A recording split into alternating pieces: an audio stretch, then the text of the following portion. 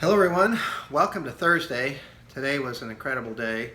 The market dropped almost 5.9% on the S&P 500 and it fell all the way back down to the 200-day moving average. We gave up some of the gains that we made over the last few weeks. We are still above the range that we were in before. That is actually really important. There's a thing called the volume profile that I follow, which shows how many shares traded at different prices. And that 6-week period that we spent going sideways had a tremendous number of shares trading at that same price.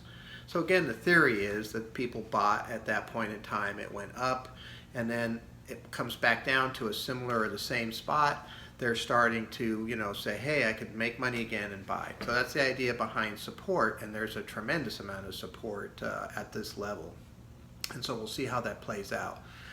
On a good note, all of the holdings except for one that we hold that are not in the broad market, in these little theme pieces like cybersecurity and robotics and such, all did better than the market today. They're down. The last 2 days when the market was down a little bit, we were actually up in those time frames, but here, we're not, but we're down less. And so that's important. That does help with recovery as far as that goes.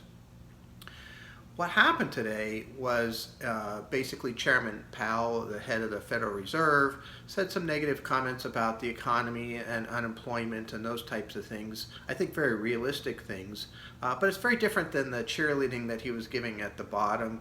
So sometimes when the markets are down, they'll cheerlead and try to get things going, and sometimes when the markets get too far up, they'll say some cautionary things just to make sure that the market doesn't get overheated.